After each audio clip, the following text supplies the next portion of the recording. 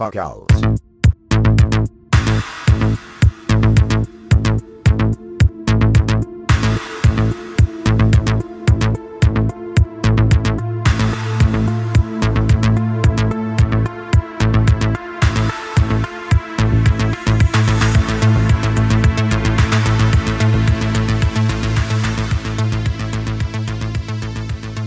Welcome to episode 132 of Chet and John's Reassuringly Finite Gaming Playlist. My name's John Denton. With me, as always, Chet Roivas. Hi. 2 top 10 lists. 10 being the game we've played the least this week. 1 being the game we played the most. You probably knew that already, but if you didn't, you're going to find out just by listening. Chet, let's do this. Okay, right. My number 10 is a game called DeMambo. I played it on a Mac. It's available on PC. It's not a Flash game. It's a Unity. You need Unity web play. Did you play this? No. Okay, it was a listener recommendation, and it's by a studio called The Dangerous Kitchen. I think this is their first game, and like I said, it's a browser game. It's clearly unfinished because it's quite a few. There are a lot of options available that are unavailable. Sorry, they're all greyed out, so you can't play 1 player, 3 player, or 4 player. You can only play 2 player, and it's a very simple game that's apparently been inspired by Smash Brothers. So you take one half of a keyboard and you take control of a small sort of circular thing, and then you use 4 buttons on the keyboard to move, and then you have one attack move which can be charged up, and the longer you charge it, the larger the attack. But you can overcharge and then burn out. You have a triple jump. There's destructive scenery. It's functional and entertaining for about 3 minutes. There's a sort of selection of maps to choose from, but they're all just breakable blocks in a line, breakable blocks in a circle, in 2 lines, so it gets boring quite quickly. But this looks like the first stage of something that might be pretty good down the line, so it's probably worth a look. I mean, just don't expect to want to play it for longer than 2 or 3 minutes, because it's the start of something that could be good. It's not there yet. DeMambo. DeMambo. Yeah, the studio's called The Dangerous Kitchen. That's on their website. So if you are absolutely obsessed by Smash Brothers, have a look. If they turn it into a franchise and they get lots of sequels, they might make a DeMambo number 5. Oh dear. My number 10. Dear. My number 10 is a game called Colon 3, which you told me to play, and I did, and it lasts 1 second, as you said it did when you spoke about it a couple of weeks ago, and I don't know why I played it, I don't know why you wanted me to play it, and I don't know why it exists, and I don't know what it is. Is it? Yeah. I normally hate the question, is it even a game, but is it, I mean, is that a game? No, it's a button. It's a button. Yeah. I don't have any stories in my past of clicking buttons to save hamsters. If you don't know what that means, just listen to a couple of episodes ago. But I understand this is a twine game. I've never really experienced a twine game. There seemed to be a period where people started writing their own twine games, other games writers. There seems to be some sort of way of creating a text adventure. I'm not going to do that because I don't have enough twine. Yeah, but this, I mean, this. How much time do you reckon this took to make?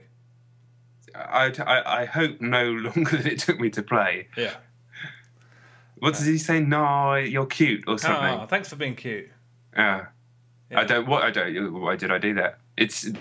We've spoken about it way longer than anybody ever should have. Yeah, true. I'll change the subject. My number 9 is a game called Disaster Day of Crisis on the Nintendo Wii. Oh yeah, which is just an incredible. You never played this, I see. No, but I forgot that you had the box of Wii games until you just said that. Yeah, an incredibly peculiar game. It's another really strange attempt to compete with the 360 and the PS3 and be kind of a photorealistic blockbuster action game on the Wii. And it's a game that I still can't believe that I sought out, paid £40 for, and then completed when it came out. But that's how much I was madly in love with the Wii at the time. And do you know what? It's really not bad. It truly isn't. It's like a Roland Emmerich brain-dead movie. There's rock climbing in it, volcanoes, bombs, terrorism, car chases, and it's all on the quaint little Wii that can't quite do anything elaborate enough. But there's first-person driving bits that would just work great. You tilt the Wiimote. And then there's third-person cover-based light gun bits which work really good too. It's actually one of those rare occurrences where it's a showcase for what the Wii can do, but it doesn't really feel disjointed or irritating. A lot of those games, when they try to do too much, it's just like, those bits were good, those bits were not so good. But it's fairly consistently pretty good. Although there are way too many instances where you in order to progress, you just have to hold the Wiimote and the nunchuck and basically have a 20-second fit. But this really is a properly brilliant curio. I tried to find out how many people made it because I can't help but admire the bluster of a team that is clearly made by a small team, but trying to pass this off as some big blockbuster. I don't know. It's something very charming about that. And it's also filled with loads of instances of unbelievably lousy localization and just misjudged comedy, and it's really fun. It should be a cult game, but just people hate the Wii. And it's made by Monolith Soft, who made Xenoblade Chronicles, which, you know, the fact that they went on to make a game as revered as that is no surprise to me, because it's really good. And Raymond Bryce, the hero, is on a par with your boy Jet Brody. He's a white guy with a funky beard and a punk haircut, and he's got a Celtic band tattoo, and every problem is solved because he used to be in the Marines, man, and he's still beating himself up because a guy died that he probably could have prevented, man, and it's just good. I really, at the moment, I'm kind of planning to play through it again, but it's the time of year where you're constantly gasping for air that doesn't have AAA video games in it, so it's probably unlikely, but... I like Disaster Day of Crisis. You know, it never came out in the US. It did so badly that it never even came out in the States. Oh, really? Shame. It's a good game. Poor Brycey. Yeah. My number 9 is a game called EnviroGolf. I went to the EGX, Eurogamer, whatever you want to call it, last week. A very good show it was too. They changed it this year, so all the indie stuff was upstairs before it used to be downstairs, kind of as you came in. And then they had a much better section for it upstairs. They had the res section, which was more indie games that you know what they are. So like Velocity was in there, that type of thing. A few stuff that you didn't know what it was as well, but indie games that are going to get somewhere basically. And then they had another little corridor just behind that called the Left Field Collection, which is a bunch of really weird games. I played a couple of funny things. One involving a load of like LED sliders that you physically touch with your hands. There was one that was like a dance mat game where things happened. I didn't play that one. I just saw that one happening. And then one of the ones that was free when I walked down, it was a game called EnviroGolf. So I was like, "Fuck it, I'll sit down and play this." It was it's a text adventure golf game, and I was like, "Okay, that sounds funny for a second." It asks you to select how hard you want to hit the ball first, what club you want to use. So I did all that, and then immediately it said you hit an owl in a tree, and I was like, "Oh, this is going to be funny. This is going to be like." Super Amazing Wagon Adventure or something. Loads of weird stuff's going to happen. Yeah. And then it said you disturb the owl, and just like all golf courses disturb all the natural habitat. And I was like, okay. Went to the next shot. And it landed on some long grass, and it said you landed in the long grass. Golf courses with the amount of fertilizer that they have in them kill these deer. And I was like, hold on, I'm being pulled into some sort of horrible hippie bullshit here. Yeah. This isn't the game that I thought it was. Hit one more shot and it said something about fucking squirrels. And I was just like, get me out of here immediately. Don't try and trick me into thinking you're funny and then pass your fucking horseshit off on me. It's like, I feel bad for these animals, but ultimately, people want to play golf, so who cares? I don't care. It's like, there are some problems. I heard something about the amount of water the golf courses use in America. Sounds terrible. But right now, in terms of priorities, my life, that's pretty much at the very bottom. And in the trying to fix the world, I just don't see golf courses as hugely high up. It's like an owl got disturbed. I don't care. There's still trees. You just go to a different tree. That's my opinion on EnviroGolf. Okay. Was the creator there not around in his dreadlocks? No, it was just sad. I think it's been out a while actually, but I'd never heard of it, unsurprisingly. But it just felt like it lulled me in to a lecture. It tricked me and then tried to lecture me as I was playing this quite quirky little game. But obviously it plays like shit. Don't trick me and lecture me, because that'll make me hate whatever you have to stand for. Okay, I assume this was a PC game. Yeah, but it's just made out of BBC graphics. Okay, you don't know who developed it, no? I don't care. You don't know? They're probably just sitting fucking crying on a golf course somewhere trying to cut a donkey. Oh, it's a shame you didn't play it to the end. Maybe there was like a message or like, go to greenpeace.com to give your view on golf courses. That would have been... It was... I don't think it would have even had anything that sophisticated. I don't think Greenpeace would have wanted anything to do with this horse shit. You sure? Yeah, they'd be like, no, we've got real things to deal with here. Okay. It's just one of those things, it's the things you hate. There's no solution to it. It's just like, oh, isn't that bad? Let's go back to eating our fucking sushi and salad and talking about yoga. I don't know. Yeah, I do know what you mean. At least I got upset about it, so I'm infinitely more. I'm a better person than you. But yeah, if the game's crap, then that's a real problem. What did you get upset about? What did I get upset about? Yeah. You said at least I got upset about it. No, but the view that here's a problem. I'm really upset about it. I'm not going to do anything about it, but the fact that I'm upset means so much more. That's why I hate Twitter. I'm upset. way better than you. Yeah, exactly. Yeah. Rubbish. And if the game's crap, then even worse. Yeah, I don't want Owls and the DS to have bad lives, but come on. Okay, yeah, no, I think I agree with you, but I haven't thought about it, so who knows? Clearly, I haven't really either. Okay, well, my number 8 is a game called Rogue Trooper Quartz Zone Massacre on the Nintendo Wii. This is another one bringing out the big guns in the AAA season. Yeah, it's another one of the massive haul of Wii games that my girlfriend bought. But I'll be honest, I just for a minute I thought you'd erected a huge hall in your house and just lined it with Wii games. That's not something that could never happen. It's definitely possible. But I'll be honest, I played this one. I picked this one out just because I thought it was going to be appalling. The box art certainly suggested it. I thought this was going to suck. And it doesn't. It's a port of a game called Just Rogue Trooper. The Quartz Zone Massacre add-on is exclusive to the Wii, but it came out on PS2 and the original Xbox. Have you heard the blue it? fucker, yeah. Yeah, the Army of Blue guys. Yeah, made by Rebellion. Yeah. Yeah. Have you played it? Good. No, it was a game that was reviewed. Like, it was being reviewed when I worked in the office. I wasn't on the reviews, but I saw loads of it. And people were saying it was good. Yeah, it is. Surprisingly, I mean, I'd never heard of it. You're one of this army of blue soldiers, and you're fighting this battle on an alien planet. And it's a game that has the influence of Halo hanging over it really intensely. The sound design is vaguely reminiscent. The tanks look a bit like Halo tanks, and the landscape of the alien planet is very Halo. It came out just, I think, a year or two after the first Halo. Except it's third person, and because of the way the characters are animated and the way that it just feels to play, just the weight of the guns and the way you run, it reminded me of Freedom Fighters, which I still can't believe there hasn't been a sequel to that. But well, of course I can. Nobody bought it, but you aren't directing your squad mates around you. The comparison is just down to how it feels to play yourself. The motion controls work really well. There's this lock-on chip for your gun that you find very near the beginning. I was like, that must be a Wii edition, because I can't imagine there being a lock-on. It's not a cheat, but it's sort of an assist. I can't imagine that having been in the original. But it wasn't too helpful. It was just right. The AI was quite surprising. Again, I think that must have been the influence of Halo. They were slightly unpredictable, and the dialogue had a bit of pith to it. So I was like, yeah, if I had the time to play this, maybe I would. It holds up surprisingly well. I mean, judging by the cover, I thought it was going to be something that was beyond awful, but it's not at all. I barely have. Same as Disaster Day of Crisis. I barely have time to play games that come out today. So I'd like to say I'll play it, but I can safely say that I will never play this again. But it's not by choice, because it was all right. I don't know how true this is, because I don't believe anything I read on Wikipedia. But I typed it into Google and looked at the Wikipedia page. Apparently, the guy that wrote it was nominated for a BAFTA for it.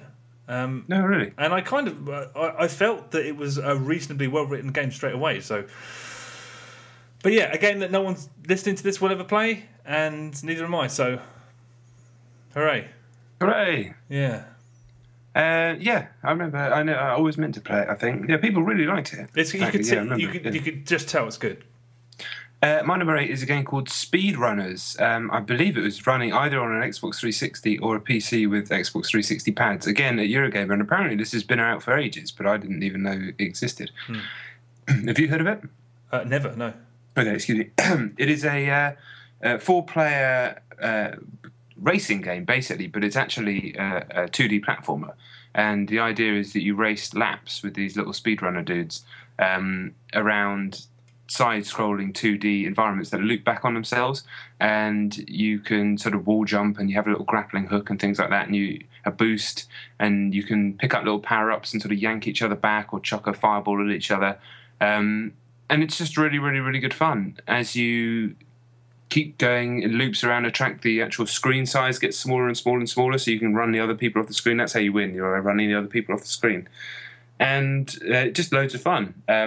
I played it against one of the developers, a very uncheery fellow who seemed depressed to be there, wasn't interested in explaining to me how the game worked at all. I was like, okay, why are you here? This isn't really selling your game. But I guess if it had been out for a while, then I don't know.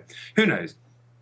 But later on, I saw like groups of kids, young people, I should say, younger people than me, playing it and having a hoot. They're having a bloody hoot. So yeah, really, really good, nice idea, type of thing that you and I would like, and would go down well in a gaming party type of situation. Top stuff. But yeah, apparently, I was told later that it's been out on Netflix or something. So I don't know. Oh. And what was it called? Speedrunners. How did it look? Like it looked like a nice-looking side-scrolling 2D game. Oh, it looked quite well animated and whatnot. Yeah, for sure. It was very nice. Because decently made stuff sticks out like a sore thumb on Xbox, so I can't believe I haven't seen that. Yeah, I've just... Yeah, here we go. Speedrunner HD 199 on Xbox. So, yeah, apparently. So Wow. 2011. Oh, okay. Well, that's probably why I must have missed it. Yeah, but good game. I don't know why it was there, or that seems weird that it's that old. Who knows? Mysteries. Maybe it's coming out on something else, but... yeah, maybe. Okay, my number 7 is a game called Chariot on the Xbox One. I saw this on the thing today. Yeah, it's the October free games with gold game on Xbox One. I wasn't aware of it because first of all, I'd never heard of the game before, and I wasn't aware it was going to be free on gold because maybe I read the wrong websites, but I only saw it reported that on more than one place that it was just going to be Bad Company 2 on 360 and Darksiders 2 on 360. This just appearing on my dashboard. I was like, oh, there is a free games with gold on Xbox One. I don't know whether it was done late in the day or I just never saw it. I don't know. But it's a really crisp and really clean-looking physics-based platformer where you play as either one or two characters because there's local co-op, and that's the way it's supposed to be played. You can play it on your own, but it's clearly supposed to be played with two people. It's not online, so it's just local. And you have to wheel this dead king around in this small chariot. I mean, it sounds quite morbid, but it's actually really cheerful and like occasionally pretty amusing. I've only played it for just under an hour, I think, but it seems like it's got the goods. It combines some really gratifying but very straightforward puzzling with a little bit of combat and action, and it works well. It's surprisingly Moorish. I wanted to play it for 5 minutes, played it for an hour. If you can play it on sort of local couch co-op with a friend, that's definitely the way to do it. I mean, there's loads of secret pathways and secret puzzles that are only accessible if there's two of you. So that's definitely... I mean, I played it both ways. I played it on my own and I played it two-player, and it's definitely more fun in local co-op. But then again, what game is not more fun in local co-op? Very true. Yeah, thoroughly promising stuff. It's also out on PS4, and I think it's out on PC and Wii U later in the year, I think November. If you have a PS4, go and check if there's a trial, because that's definitely worth doing. And if you have an Xbox One and a gold account, it's free. You know, if you're one of those people that doesn't just download automatically everything that's free just for the sake of it, like I do, then this, on the evidence of an hour's worth, is well worth downloading, just to avoid missing it. And it's free anyway. What's your problem? Yeah, I'm going to download it for sure. Yeah, it's a really lovely surprise. I mean, it's well made, and it's based on an idea that I haven't seen done before. I wouldn't be surprised if by next week my girlfriend and I have completed it, because I think there's 50 levels. We've done 8, I think. It's just a really nice game, really nice. Definitely worth downloading. Yeah, I'll download that, 100%. Nice. All right, my number 7. Another EGX indie job. It's called No Time to Explain. Again, apparently this is already out and is on Steam Early Access. So I've just seemed to be playing a load of old games in the indie area and EGX, whatever. This I really like. This was probably one of the cooler games that I played at EGX. Basically, the game starts. You're a little man that looks like the type of animated 2D, almost Super Meat Boy type man that are in all these types of games. A future version of yourself bursts through the wall, says, "No time to explain, follow me," gives you this gun that you can fire in 360 degrees with the right stick. It is a huge laser gun, but it also works as like a jetpack, so you propel yourself around with it and shoot things with it. And then it's just this rapid-fire set of sort of puzzles involving that, basically, and platforming challenges that moves at an absolute breakneck speed. This version that I played, it said it was a trial version, probably lasted about 15 minutes, and it was just constantly throwing new ideas up in the air. It was sharp, it was funny, it was really nice. It's a really nice system, the way that you're both propelling yourself and using it as a gun. It is it's like rock hard, but it just respawns you pretty much exactly just ever so slightly before the obstacle that killed you, if that makes any sense. Yeah. So you're not getting too frustrated, but the challenge is there. And then the demo ends with this like boss fight against a shark that turns into like a weird shark octopus thing, but not in a too knowing way that could be. And then you end up getting sucked up into a spaceship, and then it ended. And I just thought, I've definitely got time for more of this. Really good. Yeah, I was telling people to play it, and then again I was told, oh, that game is already out. So apparently it's already on Steam Early Access or something. But well worth investigating, I think, if you like that, like 2D, like interesting 2D platformers that are played at high speed. Yeah. And who doesn't? Well, that sounds wicked to me. But it's only on Steam, is it? I believe so. Yeah. And it's not finished. Again, I don't think so. Okay. Yeah. All right. Well, I'll have a look. That sounds. I think I could enjoy that. Yeah, you definitely like it. 100%. I guarantee you'd like this one. Yeah. It sounds like it. Okay, I don't know if my number 6 is on your list. It is a game called Eternal Nightmare on the Xbox 360. No, unfortunately, I didn't get a chance to play it in the end this week. Oh, okay, that's a shame. You should play it next week, before next week, I should say. Yeah, it's an Xbox Live indie game, and put very simply, very, very simply, it's an XSplig version of Contra. Okay.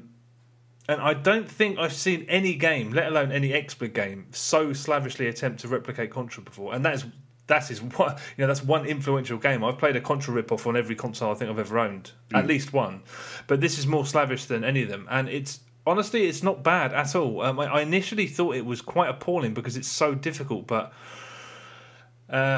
visually, it is a nightmare. It is a hideous-looking game.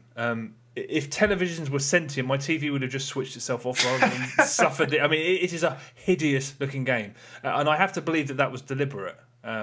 Because they're simple, and then there's just shithouse. I mean, I did not enjoy looking at this for 1 second. The weapons are vaguely similar to the weapons in Contra. The enemies, in a couple of cases, are just identical. And it's kind of like playing Contra paralytically drunk. And I do mean paralytically drunk. But yeah, as I was saying, it's really difficult. But as I played it more and more, every time I got annoyed by how often I was dying, a solution kind of presented itself. I noticed that there was a way of doing something. So there's a boss who keeps dropping these big flames, and I just thought, I'm never going to get past this, it's impossible, but you can actually shoot those. At one point, you're stuck between these two large walls of those little wall cannons, and I was like, this is impossible, there's nowhere for me to go, but there's scenery down below that you can use for cover. So for all of its ugliness, it's quite smartly designed where it matters, I just kept feeling like when I was getting fed up with it, I was like, oh, okay, there is a solution. These are problems, and I'm asked to solve them. Nevertheless, I do think the game is way too hard. It's needlessly difficult. I mean, I understand that people like punishing games. I mean, I used to be one of those people, but there is no real way to enjoy it if you aren't mad keen on dying a shitload. And also, enemy gunfire can be really difficult to see at times, and it has crazy collision detection problems. So the game gets quite hectic, and it asks you to sort of bounce in between airborne projectiles, and they can kill you even though you've passed by them by the equivalent of like 6 or 7 pixels. So that's really frustrating. It's there's all these bullets whizzing past you, and you can't even be accurate trying to sort of move between them. So it is imperfect. You need to have the patience of a saint and a cast iron stomach if you want to look at it for longer than 5 seconds. But yeah, it's pretty good. And if you like hard games, then I'd recommend it wholly. Yeah, I will check it out. It does sound nightmarish. But the thing is, it's only nightmarish for about 3 or 4 minutes at a time, because then you're like, oh, okay, solutions present themselves quite quickly. So, and I appreciated that so much more than. There are difficult games where you just have to keep doing it. I think a measure of how good it is as a game is that my first game, I died on the first level. Second game, I died on the second level. Third game, I kept progressing. And I think that's a sign that it's a well-made game. But I mean, God, it really is not nice to look at. I mean, it really is not a pleasant-looking game. I mean, there's a screenshot from it that I tweeted a few days ago that kind of... Yeah, it highlights XSplig, a certain side of XSplig, and it's a sequence with one of the bosses, which is just, I think, the disembodied head of the guy that made the game, with like a fake little iPad. I mean, it's not a good looking game, but it's fun. It's good. Okay. I'll try and check that out before next week. Sure. Do it's worth a look. Okay, my number 6 then is a game called Gang Beasts, which you may or may not have heard of. Yeah, okay, definitely. so this was going down an absolute storm at EGX because I'll put a bit of a backstory in quickly. Basically, they had in the rezzed area, every game had their little pod, and Gang Beasts had quite a small little area. But they decided to run 8-player co-op on it, 8-player matches basically, because it's a free-for-all beat 'em up. Yeah. And the poor fuckers next to him, basically next to him, there was a guy like a blonde dreadlocked Scandinavian dude who had this very polished, nice-looking iOS game. Seemed to be a point-and-click adventure. I can't remember the name of it, but it was that English gent aesthetic that I hate. That one, and it was just a whole game about that. He's called like Inspector Flibbledy Flibberton or some shit else like that. Yeah. But this guy, I mean, there was 8 people plus an audience around Gang Beasts when I went to go and play it, and this guy was just he was getting visibly stressed. He was asking us to move, but there was literally there was no inches to move away. There was nowhere to go, and you could tell that his whole dream of Eurogamer was just getting shat on. Oh shit! Did you play his game? Just surely. No, because by the time we finished, someone else was actually on his game. Oh, good. So, yeah. I felt bad for him, but he was also really rude, so I didn't feel that bad. To me, specifically. Okay. So, fuck him. But, no, fuck him. The game itself, Gang Beasts, basically 8 funnily dressed jelly babies have a giant Royal Rumble. It's fucking superb. Even from the short amount of time I played, and even the fact I was pretty poor at it compared to everybody else on there, it just jumps from level to level to level. The idea is to be the last person standing, like a Royal Rumble. And in fact, there is actually one of the levels that you do is in a wrestling ring, and you have to chuck them over the top rope. It uses the left and right shoulder bumpers on an Xbox 360 pad to grab with the left and right arms. I think there are some other controls to it that I couldn't really work out, but basically just pile into each other and try and like grab each other, swing each other around, pick each other up above your head, and try and chuck each other into each other or over like off the environment, whatever it might be. There's one on a Ferris wheel on a pier. There's one on a subway station, and it's utterly hilarious the whole time. It has those brilliant things that all the best games like this have, where you can kind of save yourself at the last second. So you might have been thrown off and you're just clutching at the last second. You use your other hand to pull them off. Exactly like what makes the Royal Rumble fun to watch, even though it's not real, but this is real. As I was playing it, I was like, this is what it looks like inside my brain. Finally, someone has managed to understand what is going on in my brain the whole time. A bunch of coloured people. That sounded terrible. A bunch of coloured, funny little people just running around, running into each other, jumping on each other, and just having a big wrestle the whole time. That's basically what's going on inside my head the whole time, and I just have to curb it. But it's clear that a lot more people seem to be like that, because Gang Beasts is a riot. And I can see it's in early access at the moment, I believe, or that whatever type of process that it is actually involved with, that kind of unfinished process. Yeah. And it's just a fucking riot. It's an absolute riot. It's going to be monstrous. It's already monstrous. It was already like one of the most popular games at the show per square footage. A gameplay trailer I saw about 4 months ago made me laugh out loud, and I was just like, I don't need to see anymore. I don't need to know anymore. I will play that game when it comes out. But what's it? Surely PlayStation, right? It will come out, it will come out on consoles. Right now, it's like PC and Steam and stuff, but it will come out on consoles. It's just a matter of time. It has to. Yeah, that will be on the PS4. I have no doubt about that. Problem though is that it probably. I mean, is it going to be online when it goes on PC? I thought so. No. No, it's going to be another one of those. Okay. Towerfall type deals. Okay. Well, I mean, I can't wait to play that. What you don't remember the name, the Swedes game? You don't remember what it was called? It's something like Inspector Frederick Flibberton or something like that. Okay. Just imagine a point-and-click adventure where everybody's got monocles and top hats. Yeah. No, I mean, I already feel like I've played it. Yeah. No, it sounds like a shit game, but I mean, that guy does sound like he was stitched up royally. He was stitched up, but also, in The Matrix 2, those two twins. Yeah.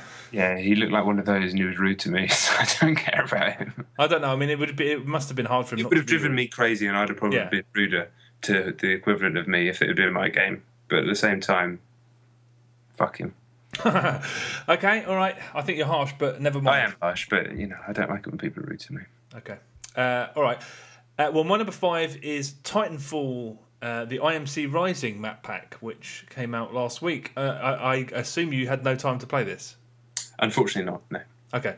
Well, it's the third and final map pack. At least it's the third and final map pack that's part of the season pass. I always got the feeling that they might... I don't know. I mean, who knows? But unsurprisingly, it's very, very good indeed. I think at this stage, looking at it from where we are now, I think the first map pack, the Expedition one, was the best trio of maps. But it's not by much, because Frontier's Edge was superb, and this is superb too. First of all, I didn't think it would be jarring to go back to Titanfall after having played Destiny for 3 straight weeks, but oh my god, it really it does not look good in comparison to Destiny. Yeah, I bet. I showed a few weeks ago, a friend of mine who owns a PS4 wanted to see Titanfall, so I showed it to him, and he just kept saying, "This looks like an Xbox 360 game," and I was like, "Don't be a dick, shut up! This doesn't look anything like a 360 game." But that was the first thing I thought when I turned it on after Destiny. I was like, "I can't believe I've been playing a game that looks like this." But as soon as you start playing, it's like, who the hell cares? The maps are like 1 gig something. And that's like a bit of armour in Destiny, probably. But yeah, there's 3 new maps. The first one is Backwater, which is supposed to be like the environment is this sort of jungle bootlegging community. And in comparison to many Titanfall maps, it's tiny. And there are loads of alternate routes. There's zip lines all over the place, hiding spots by the objectives. And so this is ideal fodder for Capture the Flag and Hardpoint. And because it's so small, it's really frantic. And there's a great zip line up high that runs from B directly into the middle. And you can sort of zip line or wall runs at A or C from there. It's a really cool map. Loads more to learn about. It's going to take a little while because there's just so much to it, despite how small it is. The second one is Zone 18, which looks really dull at first. It's like the equivalent in Frontier's Edge. What was that one called? The one that looked like a traditional sort of brown and beige. Yeah, I know what you mean. Yeah, I can't remember its name, but yeah. As soon as I saw it, I was like, oh, okay, yeah, but it's a terrific, almost a labyrinth, and I cannot wait to learn it. It's unusual because it's a load of buildings, but it's very flat. All the buildings are about the same level, so you basically need to avoid rooftops as a pilot because when Titans are out, they just dominate everything. But when you're on foot and there are Titans around you, it's all about wall running and bouncing in and out of windows through these corridors while the Titans are trying to pin you down. It's a really, really cool map. And there's this great visual effect where the sky is so bright in the back. It's just a bright white sky. But everything that's even slightly in the distance sort of appears in silhouette. It's a really stylish looking map, considering it's basically all whites and greys. It's a really, really cool looking map, and I can't wait. Again, it's just people bouncing in and out of windows and through corridors and stuff. It's just really cool, very Titanfall. And the last one is called Sand Trap, which is the most visually distinctive, I guess, but I couldn't quite get a handle on it for some reason. I think I need to play more of it. For some reason, I was in the playlist and it just kept putting me in the first 2, and I only played this about 4 or 5 times. But it's a large refinery, and I guess simply it's the inversion of Rise, you know, that wicked map from the main game where you can wall run up high from one end of the map to the other. That map's solidly good on like Pilot Hunter or Attrition, but it just flies like when you're playing Capture the Flag. That map on Capture the Flag, just forget about it. Too much fun, and that's the same case here. And it's an inversion because it's those 2 parallel walls run underneath the map rather than on top of it. And yeah, it's good. I'm not sure why I'm not so enamoured with that one. I guess it feels a little bit by numbers, you know, because there's an indoor warehouse base at one end that Titans can fit in, and there's a run of buildings on one side where snipers sort of tend to hold up. It's good. It just doesn't feel new, whereas the other ones kind of feel new, which is quite an achievement considering we're sort of the 3rd map pack of 3. But yeah, just on the whole, this has been an excellent season pass for £20. If you've enjoyed Titanfall, I can't imagine you being disappointed with the maps you've got from it. And also, they've it's not part of the map pack, but now Last Titan Standing Wingman is there as a temporary new mode. Oh, cool! And it is what it sounds like. Teams of 2, Last Titan Standing. I've had 1 game on it. It was just 2v2, but that was fun. Very tense. Involved a lot of strategy. You know, I don't know how it will hold up with a full lobby, but 2v2 was quite cool. But the only reason we only had 1 game is because we couldn't get a full game because everyone's playing the new maps, and this is not in full rotation, so you have to physically select it. But anyway, IMC Rising, another cracking, corking map pack, standard stuff. Yeah, I'll check it out over the course of this week for sure. I've got it downloaded. It's sitting there waiting. I just haven't had an opportunity to put on a bit of tights. Yeah, you can't. I mean, I've been playing a lot of other stuff, but it's great to go back to it. Yeah, looking forward to it. Yeah. All right, my number 5 then is it's actually Mortal Kombat X. Oh, nice. Yeah, Eurogamer, EGX, whatever. The how I did last year, and I've done it this year as well, is the second day of the 2 that I go there. I go there as early as I possibly can, because then you can jump on 1 or 2 of the big games. Apart from that, you're going to spend the rest of your day queuing. I'm not queuing. At the beginning of EGX, they shoved us all in a fucking tunnel underground. It was like last year when I went, I got there about 9:30, and I was able to walk into the place and just kind of walk around. And before it started, really, like all the people on the booths were setting up, but there was just a few like sort of press and other people walking around. That was really nice. But this year, for some reason, they just put us in this huge, massive queue under the building, under Earl's Court. Now, you know this. Most people who know me know this. I'm claustrophobic. I hate being underground at the best of times. And I was like slightly hungover. And I thought, I'm not standing in a giant queue of people under Earl's Court. This is horrendous. So I immediately left and just stood outside, waited for the queue to go into the building, and then just walked in the normal way. I don't understand why I was the only person that did that.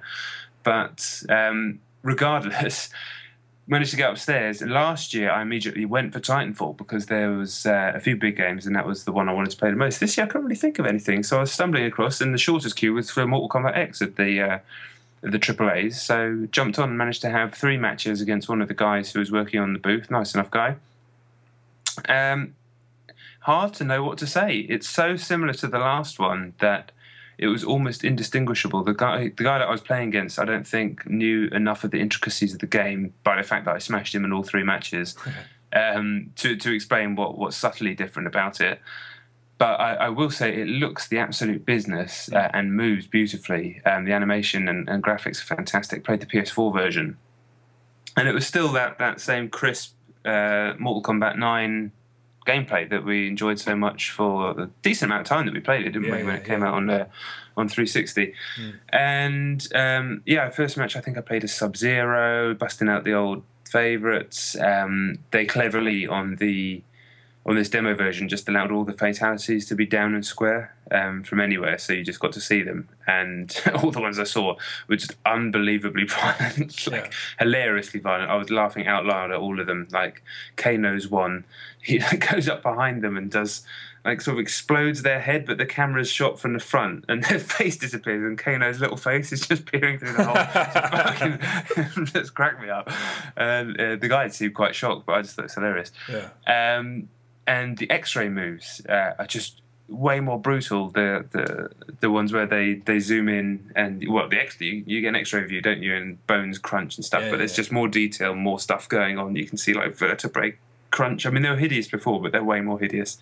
I played as one new character, which was, I'm going to say, I can't remember his name. Unfortunately, it was actually 2 names because it's 2 characters in one. It's a big hulking dude with a little funny guy, sort of on his back, like a little sort of impish type dude. And they're both previously in from Mortal Kombat? I don't think so. Okay. I think I'm pretty sure they're brand new. Yeah, because there's another brand new character which is something Cage, which I'm assuming is Johnny Cage's daughter or maybe niece, like Alicia or something like that.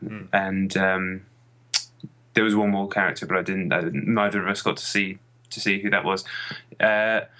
But yeah, this character was kind of cool. Big, like, classic heavy moves, all based around chucking someone up in the air and juggling off that. But then you can kind of fire the little impish guy out as well. Kind of interesting. Just played really nicely. It's hard to get a huge gauge on a fighting game from 3 matches in a funny environment like that. But, I mean, it was very, very good, immediately appealing, funny, hilariously violent, and looking forward to it coming out. I don't really have anything more to add to that. I can't talk about the frame counts or anything like that. Not that I really know what those things mean. Yeah, me neither. Do you still? Was it you that got really? I used to use Strider in amongst other characters in the last one. Wasn't it you that when he did his baton move, you couldn't handle the noise of it? That sounds like, if it's not handling a noise, that does sound like me, but I don't remember it. It wasn't horrendous. It was just like it really did sound like when he whacked them around the head. It did sound like it was hitting hollow bone, and it was just a really a horrendous donk. Oh no, I don't mind stuff like that, so I don't think it would have been me. No. It was someone I know who just. I know the noise you mean now. Actually, quite like it. Yeah. Okay. I could have sworn it was you, but okay, maybe not. When's it out? End of year. February 2015. Okay, that works. I can't wait. I'm looking forward to it. It's good. I like that. It must be an odd decision to, because finding those fatalities is such a big part of the game. Showing them off is a bit dangerous, I guess. I thought it was a good decision for the demo, just because people want to see that shit. I wanted to see them. Yeah, I don't know. I mean, the problem with those things is that as brilliant as they are in the short term, after a while you can't even be bothered to do them because you've seen them too many times and they take too long. But yeah. But I would have forgotten them all by the time that the game comes out. True. I've forgotten all of them apart from Kano's one anyway. Okay. All right. Well, I'm still looking forward to that game anyway. Yeah, dude. It's going to be a good cracker. A good cracker. Okay. All right, my number 4 is a game called Alien Isolation on the Xbox One. I would have played it a lot more than I have if it weren't due to some really dodgy dealings with the people who delivered the game to me, but I will not go into that. This is a game that has gotten some of the most praiseworthy previews I've ever read over the last few months. I mean, the consistency as well as the high praise. I mean, it was uncommon. I mean, this is a seriously hyped game. And I remember seeing the first footage of it a little while ago, and I just remember thinking, it looks like Slender. I don't know how they're going to make this work, and the Creative Assembly have never done a first person game before. It's a survival horror, which is so hard to get right, and I just felt like the lone skeptic. And Alien Isolation is a really, really slow burner. And actually, the opening 2 hours flirt really consistently with being downright terrible. Right. I played the first 2 hours in kind of a state of mild awe, just thinking, oh God, they really have messed it up. The game that I didn't want to anticipate because I really want to love it, they really have fucked it up. Because you're just following NPCs around. It's never clear when you're supposed to be taking time to explore or when you're thrown into action. It's just really unfocused. Also, I played on Xbox One and there are performance issues. At first, I restarted the game because it's one of those games that allows you to start playing it while it's still installing. And the opening cinematic was just sketchy as hell. So I turned it off and then I waited for the install to finish and started playing while it was... after it finished installing, and while it was better, the cutscenes in general are just quite skittish and flickery at first. I mean, I assume this is exclusive to Xbox One, and hopefully it's the kind of thing that's rectified with perhaps an early patch. But yeah, that side of it is not so great. The cutscenes later on appear to not have quite the same issues, but for me, it was definitely a problem. Also, if you are playing this, if you are going to play this on Xbox One, turn the head tracking on. If you have Kinect, the head tracking is really terrific. It allows you to tilt your head to peer around corners, and it worked like a charm for me. I played it in the dark, sat quite far away from Kinect, and it was just too cool. Just tilting your head and peering out from the corner. Really involving, really put you in the situation. Anyway. Once the game starts properly, which is basically about half an hour before you discover the motion tracker, 2.5 hours or so, it just grabbed me, and I mean it really grabbed me. I played the most recent 4 hours. I've played about 6 hours of it, and the most recent 4 hours or so, I was literally perched on the edge of a chair. My girlfriend came in and said, sit back, and I was literally just perched on the edge of my chair. One thing why was she so mad at you? Because I was like sitting at, don't you remember? I sometimes sit right in the TV when I'm really involved in something. I am basically staring with the TV in front of my face. I was like that. But yeah, one thing I'll say about the game is that you have to be meticulous. This is not a game where items of importance like flash up and they're brightly highlighted. You have to search everywhere, and if you do something like miss a map upgrade terminal, because you find these terminals and they upgrade your map, if you miss one of those, you will have an incomplete map. And you can also miss crucial save points by not exploring. So, like I said, this is a really slow burn game. Impatient people need not apply. The way the game's structured is surprisingly reminiscent of Dead Space, and that seems daft to point out because Dead Space was unofficially an Aliens game anyway, really. But it's the way the levels are designed and how you travel between locations, primarily in lifts and sort of glorified cable cars, whatever they are. Despite the fact that I don't know yet how the interactions with the alien are going to work, because the alien hasn't actually been in it a whole lot so far, it's just hugely promising. It's already shaken me up a few times, and I mean really shaken me up, and not by the alien. The world is inhabited by these kind of dead-eyed droids, and when they're after you, you know about it. It's really, really unsettling. And then, I mean, the save system is really brutal as well. You can do an entire, a really long stealth section, and then cutscenes can happen, and you can assume that it's saved, and then you can do, go into the next section and start. But if you didn't manually save, back you go. You have to manually save at these little terminals. It's going to be interesting to see whether that becomes more or less welcome as the game goes on, because the game doesn't really stop when you run up to one of those terminals. It kind of freezes for a second and asks you if you want to overwrite your save, but the time in the game doesn't stop. Right. So it's probably going to be quite a good source of tension as it goes on, because there was a situation where I was running from these droids, and by running, you're alerting the alien to your presence also. So, I don't know, it's something that I'm going to see. Be interesting to see how that progresses. There are systems that aren't explained too well. There's this rewire system which is not explained at all, really, where you can manipulate different things in an area. So you can the lights, the air conditioning, security cameras. So you can use it to cover your tracks or to sort of flush enemies out. I'm still getting a handle on that. It's very simple actually, but it's so badly explained that I don't know. I thought it was going to be really overly complicated, and it's not. It's just I still don't feel like I've got a fully handle on it. And this is a tiny, tiny detail, but you can snap focus. When you've got the motion tracker, you can snap to what's happening in the background. So you can look at the motion tracker and then just press the left trigger and look into the background. It's a tiny thing, but it just looks so good. It looks so slick. And there's a system whereby, I like the fact that you can commit components because there's a crafting system, but if you haven't got any space, you can basically commit components to stuff that you're going to build to free up space in your inventory, which is a really smart idea. I don't think I've seen that done before. But even at 6 hours in, I don't feel like the game has properly started yet, but I cannot wait to see more. It's clearly very good, and I'm just like, phew. I thought it was going to be terrible after those 2 hours, but once it reveals itself, I'm not, thank God. They know what they're doing. This is actually, and it hasn't even started yet. The aliens appeared twice, so I can't wait. I mean, I'm pumped to go back and play it. I'll speak about it next week when I will hopefully have finished it. But thank God! Oh man, yeah, good. When's that out? Today? It's out. That's on Tuesday. Oh, okay.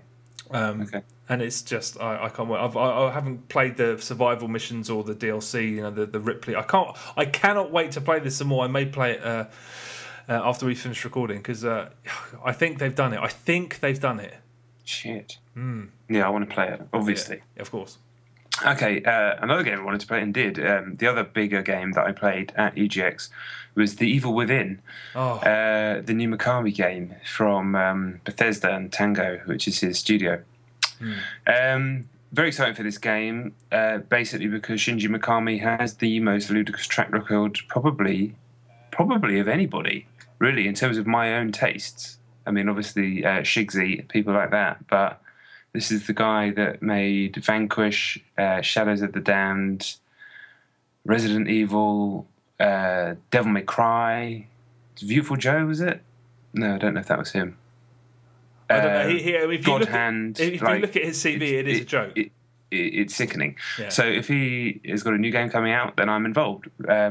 However, what a bad demo. What a bad demo. I'm not holding it against the game. I'm really not. It puts you in Chapter 9.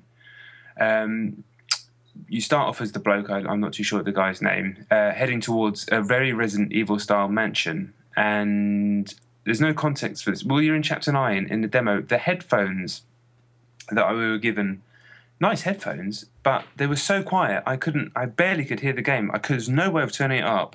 I was looking at the in-game options. I was looking at trying to pull all the wire and the headphone and everything. All I could hear was the swell of the show, like the noise of those shows.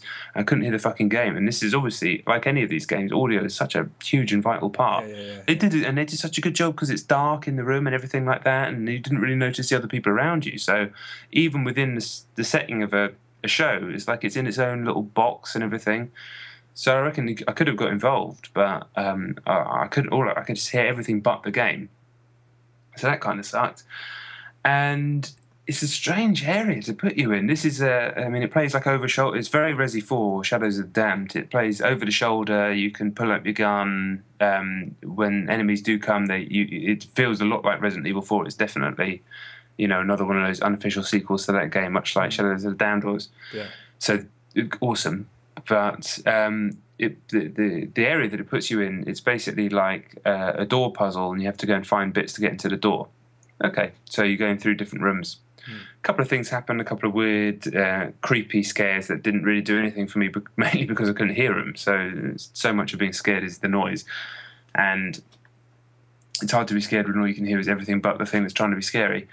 But I still, I could still see elements of what I'm going to like about the game. But then it threw you into... It did two very curious things for a demo.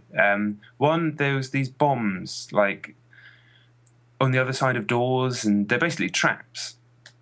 I'd imagine once you've played 8 chapters of this game, this is a gameplay system / choice that you're going to be used to, and you're going to be planning for traps, right? I'm sure after 8 chapters, it felt like something that they weren't explained. But here you just walk in, you hear beep, beep, beep, and then you're just getting blown up. That's incredibly frustrating for a demo. And then there was a really, really weird puzzle involving this sort of head with an open brain that you just have to start manipulating this thing. And I managed to get it right. I don't even know what I did, but I managed to get it right straight away. But I could see, I had a little look around, and so many people were stuck on this puzzle, and the people who work in the booth, they'd obviously been primed to just wait for people to get on that puzzle, give them a minute, and then just go and tell them what to do. And it's like, why would you do this level with this bit in it?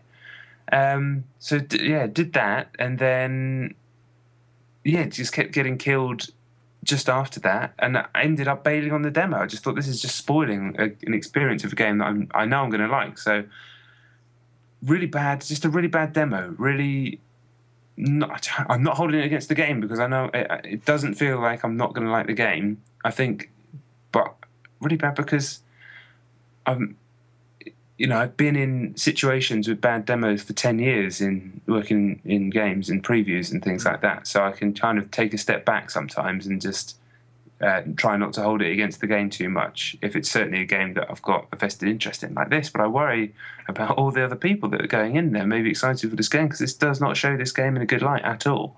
And hell, maybe the game's this kind of rubbish the whole way through, but it doesn't. I'm sure it's not going to be. So I'm going to hold fire for a couple of weeks. It's out in like a week, next Friday, I think, ridiculously. Yeah. But yeah, what a weird demo, like with a hard puzzle that nobody can work out and bombs. So choosing the right section of a game to have as a demo is an underrated skill, because you do see so many games. I mean, you do see games just get it wrong. You just why on earth? Because it's not. It has to be the best demo I've ever played. I think the more I think about it, is the Devil May Cry demo, the DMC one, because it was emblematic of the entire experience, but it didn't throw any curveballs, and almost anyone could play through the whole thing, and had explored almost all of the systems in it. But yeah, I know that's frustrating. Yeah, really. And it also, I must say that it didn't really look that good. But, I mean, again, that doesn't matter. But bit disappointing there. But also, you were like fucking 6 inches away from a 40-inch LED TV. So the whole fire is out next week. I'll try and get hold of it, obviously, and give us the proper opinions. But I'm still excited for it. But, yeah, I kind of wish I'd never ventured into that room. Yeah, that's why, as soon as I heard Shinji Mikami's doing a sort of... as soon as I heard the details, I was like, I don't want to know anything about the game until I'm holding a pad in my hand and I'm playing the finished thing. When you get up and I haven't been to an expo in ages. When you get up and walk out, are the people there worried about the fact that you're walking away not liking the game, or are they just happy to get someone? Yeah, out one guy did seem a bit like, oh, okay, but sorry, but I'm just getting killed over and over again. I can't hear it. That was the main thing. It's just. This is incredibly frustrating to not be able to hear it. I felt like, when you strain your eyes trying to see something, it felt like I was trying to strain my ears, which is not what you really want to be doing. It just ended up being just uncomfortable in completely the wrong way. I don't know if that was the case. Maybe everyone else's was really loud and mine were just not working properly. Who knows? Bad demo. That sucks. Yeah, but at least it's out in a week. Yeah. Okay. Well, yeah. Hopefully, we'll talk about it in due course. Mm-hmm. Okay, my number 3 is a game called Sherlock Holmes: Crimes and Punishment on the PlayStation 4. It's also out on PC, PS3, Xbox 360, Xbox One. It's out on almost everything. I assume you have not played this. No, but I did see it at EGX, and it looked more polished and impressive than I was expecting it to look. Well, yeah, I'm pretty much down with that. It's the umpteenth Sherlock Holmes game made by, I think they're Ukrainian, Frogmind. They appear to exclusively just make these games now. Right. I haven't played many of them. I've dipped in and out of the past ones that they've made, but I can pretty comfortably say that, yeah, this is the best one of the bunch. And it's certainly the most interesting. At first, when I first sat down and played the first sort of 20 minutes, I was kind of alarmed because this game does resemble a game we both played earlier this year called Murdered Soul Suspect. Oh, yeah. Which was a game that had almost nothing going for it, but thankfully this is a much more interesting, and I think I think what helps it more than anything else is the completely no-nonsense writing, because the dialogue is almost all plot. And the game doesn't meander because it's split up into 6 shorter stories, 6 cases. So there's no fat. In Murdered Soul Suspect, they were trying desperately to make you care about this bunch of dullards. But here they don't do that. But then that's partially because they don't have to, because everyone knows who Sherlock Holmes is.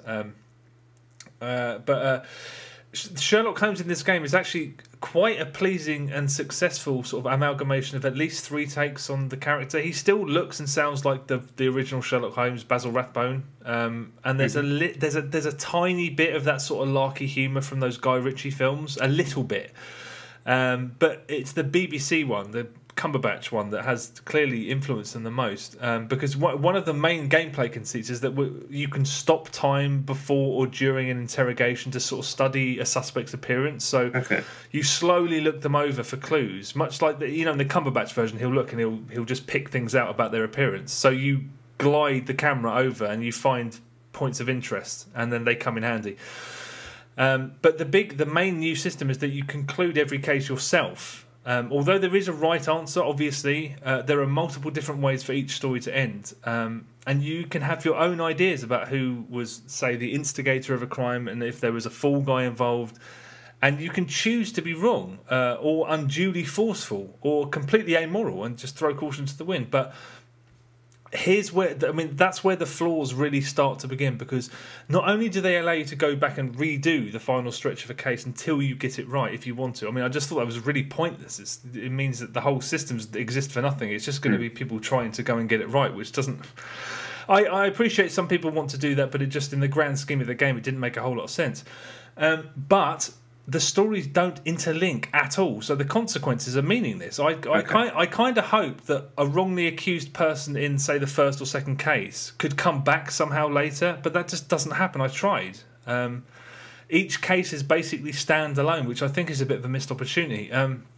But in terms of that system, the really unfortunate part of it is that some of those choices that you make are just outright baloney. I went overboard in one of the cases just to see what would happen. I chose to really punish a character to the full extent of the law, whilst knowing that he probably wasn't even guilty in the first place. But I made that choice, and then it triggered a cutscene where Holmes and Watson are walking down the road, and Holmes stops and he goes, "You know what? That decision I just made, I've decided not to do that. I think it would be better if I did it the other way."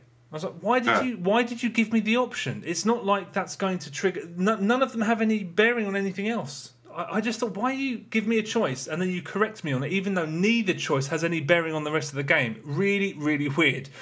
Weird decision. There are a few other problems as well. You are way too frequently asked to just walk around the small locked-off area looking for clues. Yeah. And the game's occasional scrappiness means that some clues don't pop up.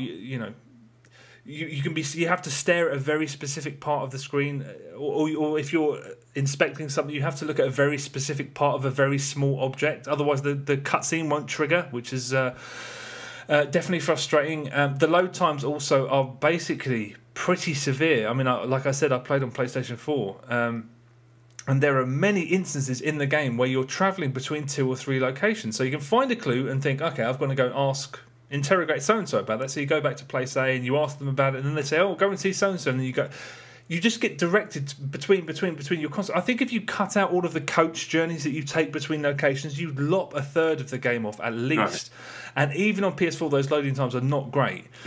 So, I mean, incidentally, save a bit of money. If you have a PS3 or an Xbox 360, you will not lose much, if anything. I mean, obviously, they look a bit nicer on the next the next consoles up, but I'd say you're not losing enough to warrant the extra price. Also, the other really unfortunate thing is that interrogations are entirely linear. There are these quick time event moments where you have to quickly tie a relevant piece of evidence to the right conversation, and if you get it wrong, the screen fades to black and it says, "Please pick the correct answer." Right. Like it did in Murdered Soul Suspect. So there's no leeway there. It's just, you know, it might as well not ask you at all. You might as well just not interact with it in the slightest. And you know, despite a few welcome little moments, it's a little bit too bereft of humour for my liking. And you have to be able to handle some seriously stilted dialogue. I mean, including the obligatory inclusion of a couple of the weakest, most cut-price cockneys in history, Governor. I mean, that's just hard to stomach. But this is not a game I would recommend to anyone that I know. You have to be prepared for how uninteractive it can be. I mean, all of the puzzles and the gamiest parts can actually be skipped altogether. So this feels like a game for a very specific crowd who probably don't play video games a whole lot. Yeah. There's not one but two sort of versions of Batman's detective ability, which I was just oh god, here we go. But they're barely used because this isn't about that. It's about sitting and listening to dialogue and pondering your choices and walking around small spaces looking at things. But even though I'm not in the target audience for this, and despite the sketchiness of some of it, I did enjoy it. It's really engaging and really thoughtfully made. It's made for a very specific audience, but it's surprisingly well done. It's a shame that it's not the game that it's touting itself to be, but yeah, it's miles better than I was expecting. Definitely. All right. Oh. Don't play it. I mean, I'm not going to. But I was like, oh, okay, all right. There's interesting things about this that some people are going to absolutely love. But there you go. All right. My number 3 then is essentially FIFA 15 still. All right. Moving on from last week, played a lot more co-op seasons. In fact, that's basically all I've been playing exclusively. And yeah, I'm still kind of unsure on the game. There are elements that I like. I definitely like it a lot more than FIFA 14. There are elements that I do like. I do really like the variety in goals. I think that's by far the best it's ever been in a FIFA game. And I have had plenty of memorable goals that I can actually sort of think about now and remember them. And that's one of the things that I love about football and one of the things that I love about great football games. But already it seems to be so easy for opposition players with quick wingers to play the ball out wide on a counter-attack and beat your defenders with dribbling, especially when you're playing online. Just easily beat your defenders and score. The defenders, they don't crowd the box enough for starters, and also like the way that they have the tactical defending set up, it's so difficult to maintain your momentum with the slightest latency that you're playing with online. Time the tackle right. Sometimes when you press the button, it's like a drag back, and sometimes it just sticks a foot out into the middle of nowhere, even if you're not near the player. So you're supposed to like use, in order to be able to defend against a guy who can just run and change directions, you need to be holding 4 or 5 buttons at once and time it exactly right with compensation for latency. There should be an easier way to just kind of crowd players out in that type of situation. It's very rare in football it's way more common in FIFA 15 for players to be one-on-one with defenders in the box than it is in real football. They tend to get crowded out midfielders or run back and track runners and things.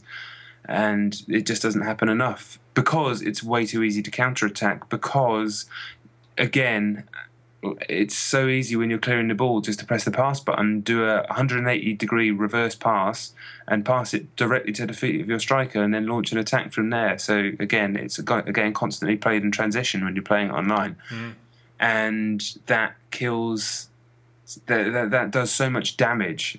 Kills is the wrong word, but it does so much damage to its credibility as a simulation of football, and it's never going to be 100% realistic. After all, you're trying to recreate an hour and a half's worth of football in the space of 10, 12 minutes, or however long a FIFA match lasts, and still have it feel like a game of football. So that itself is a magic trick. But it feels like basketball. It doesn't feel like football. Football is periods of possession that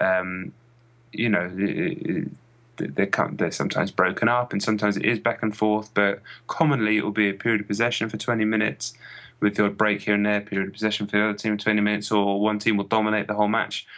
It's very, very, very rarely I attack, you attack, I attack, you attack. And quite often, if that does happen, the commentators say this is an amazing game. It's just the defence going out the window, and it is to watch sometimes. But if it was always like that, and it was that easy to do it like that, then football just wouldn't be the game that it is.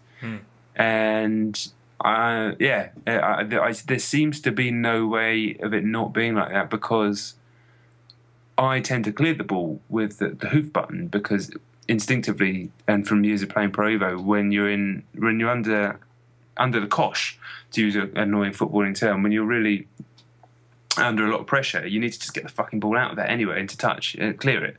But that normally ends up with the other team maintaining possession. Whereas you can just be really ill-disciplined in FIFA, press the pass button, and more so than even in previous FIFA games, it seems so easy to get the ball to strikers. Try doing that in Pro Evo and see what happens. Even the old ones, you will occasionally get it to your strikers, but most of the time you will pass it to an attacker, and he will score. And that's what used to drive me mad when I used to play with you, because you always used to press the pass button and get yourself stitched up. You said you enjoyed the drama. That's fine, but it's because it always created drama. Whereas in FIFA 15, it just creates an easy out. And it doesn't look right. This includes championship teams. David and I were playing with Millwall, and you could do that with Millwall easily. Just press pass a couple of times and you're straight up to your striker. You've started saying Millwall like him. Yeah, deliberately. Okay, all right.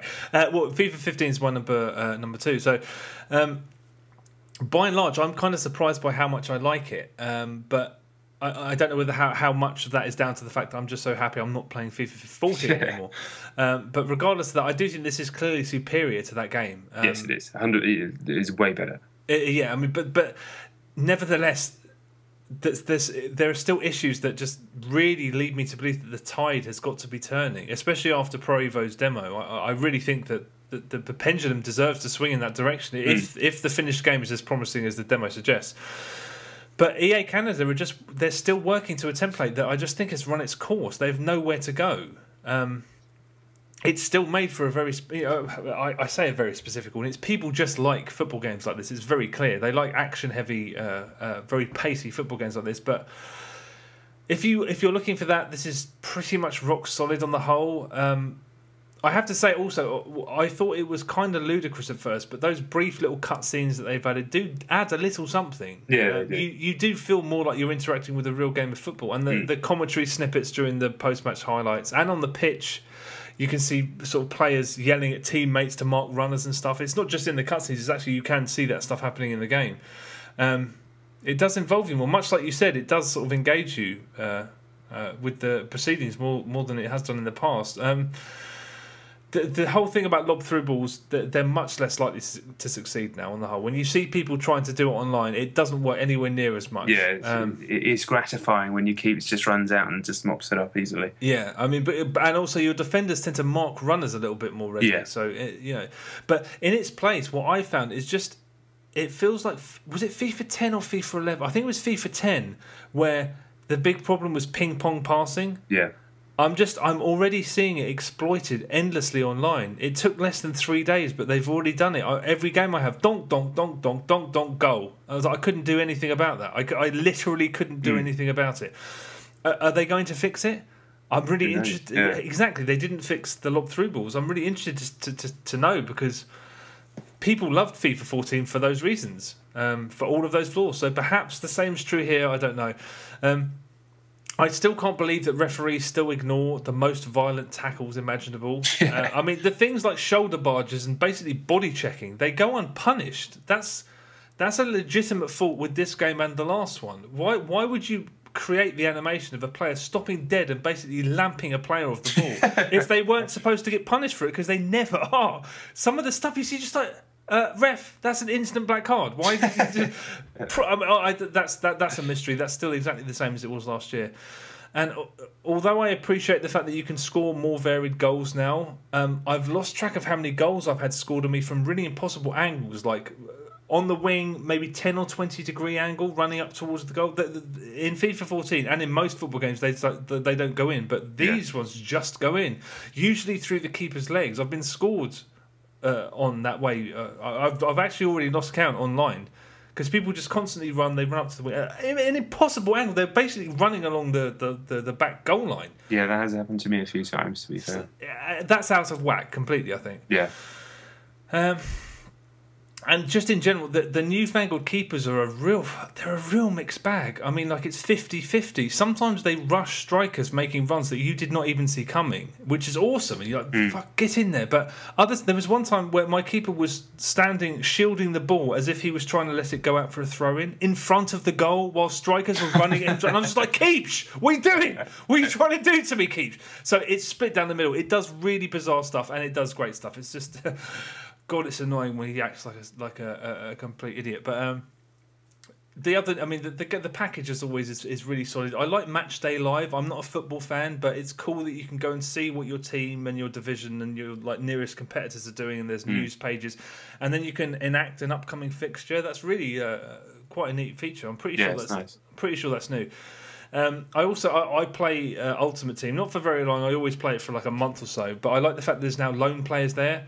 Yeah. So the better the player, the less time you have them. So you're constantly, I was constantly buying someone like Robin and then using him to plug a gap that I couldn't fill when he left. So I waste all my money, and then he's gone. I'm like, oh well, shit. I'm gonna have to stick a reserve keeps in there or something.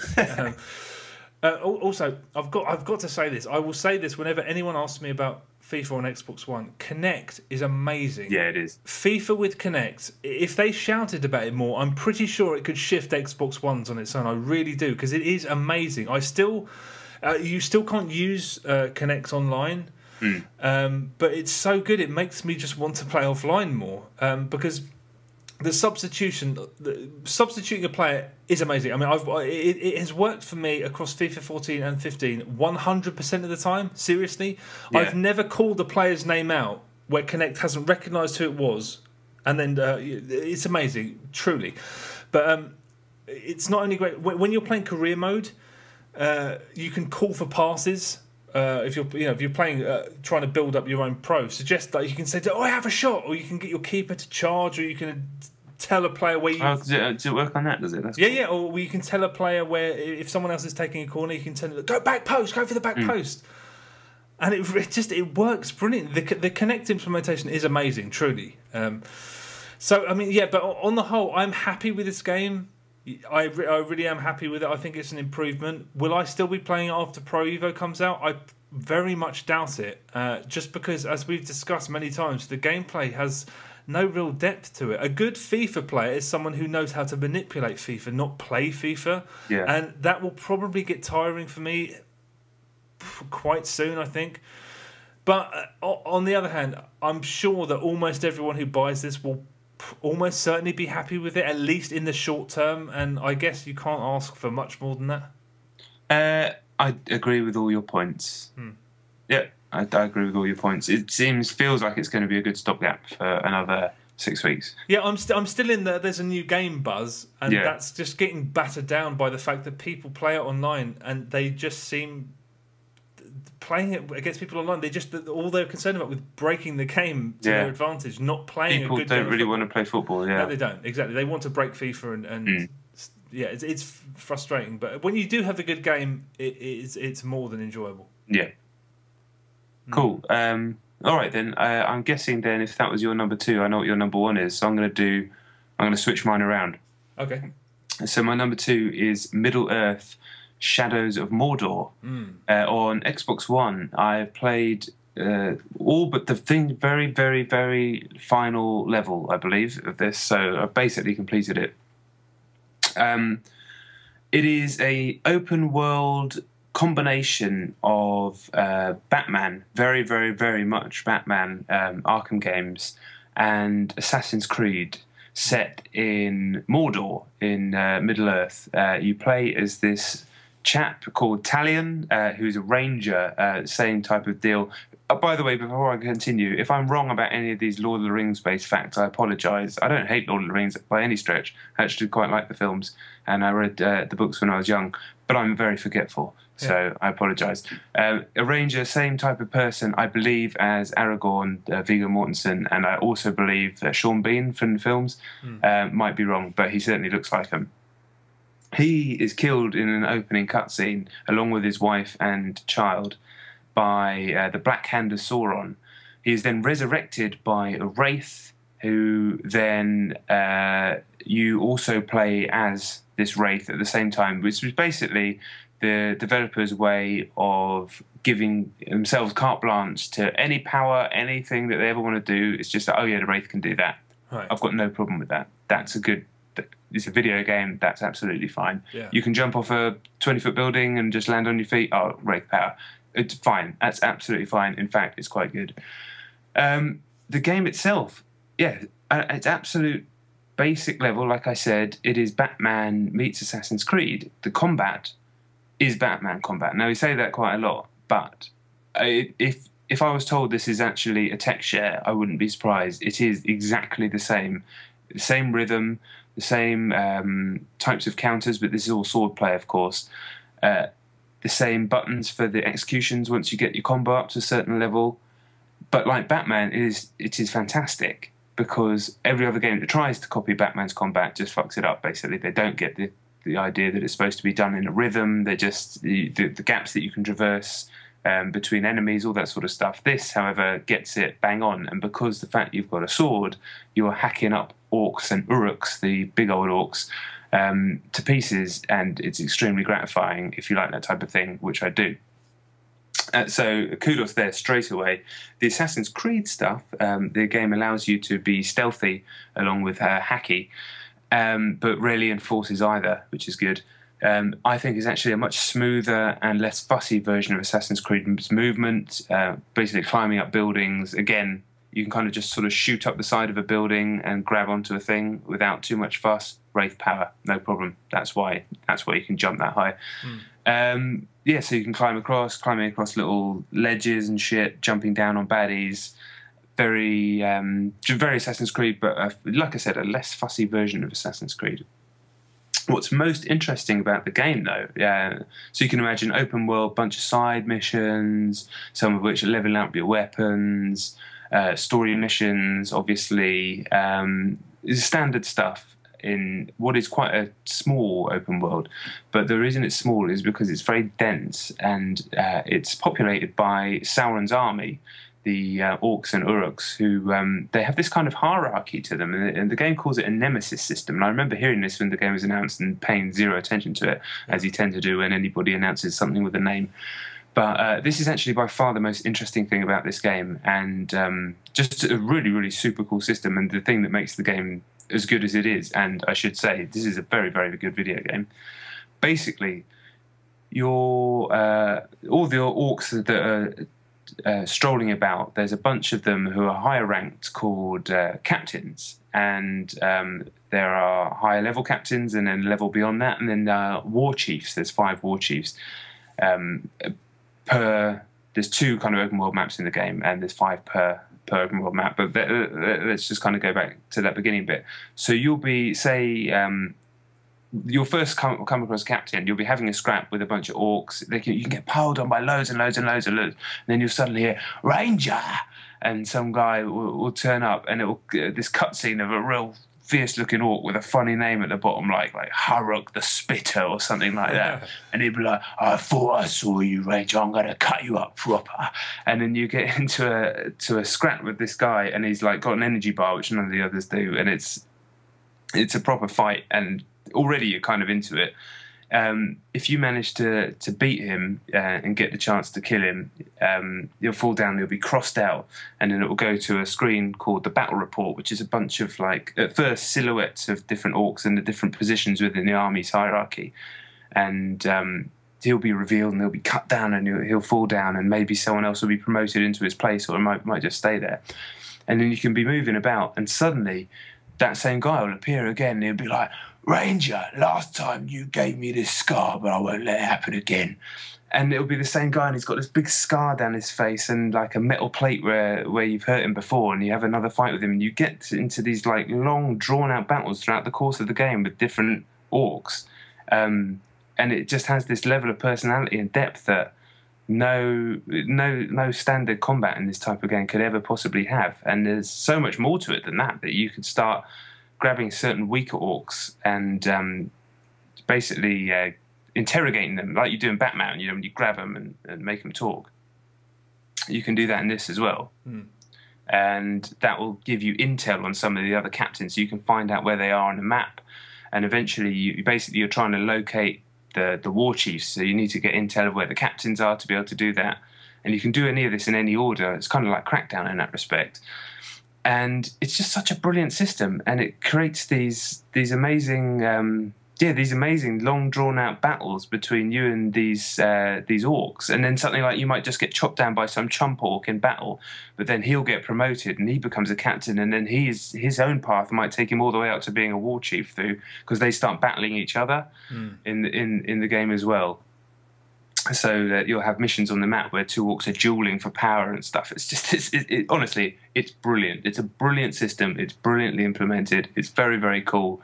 I'd like to see it approximated in other games. It's just fucking cool. It's one of the coolest things I've seen in this type of game for ages. And the whole game is just really strong. I mean, the reviews came out and they're really good, and I've absolutely loved pretty much every minute that I've had with the game. There's a couple of small duffy bits throughout the story in terms of there's like a sort of boss fight against the big monster, which is a bit shit, but niggly stuff. For the most part, it goes between being a strong, almost like a throwback game in some ways, because it's almost like a PS2 era action game. It's happy to be a game. It's not trying to be a movie or anything like that. Everything you do, all the side quests that you do are in service of the game. Like side quests will power up your weapon. So like Far Cry in that respect.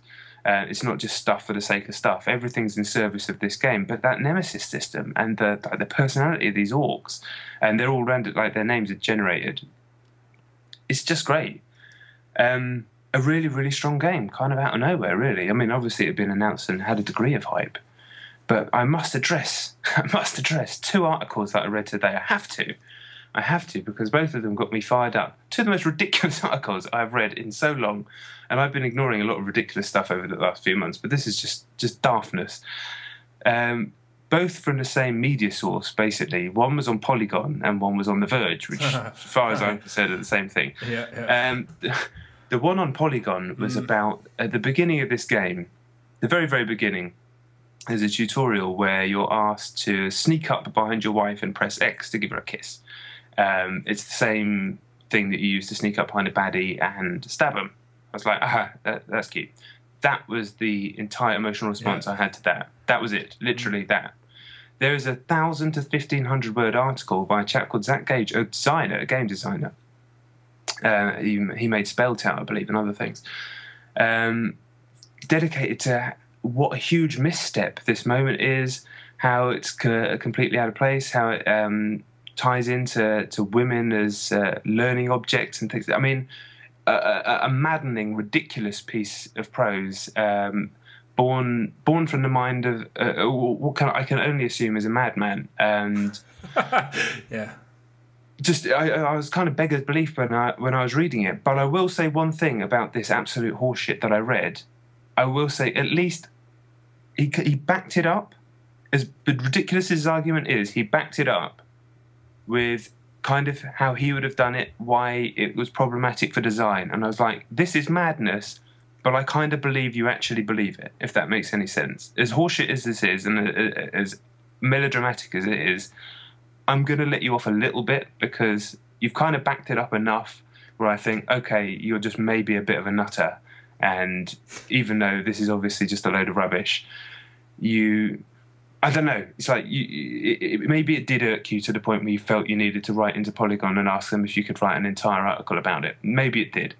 The other article, though, was on The Verge by one of Polygon's writer, Chris Plant, I think his name is, about how this game, fucking hell.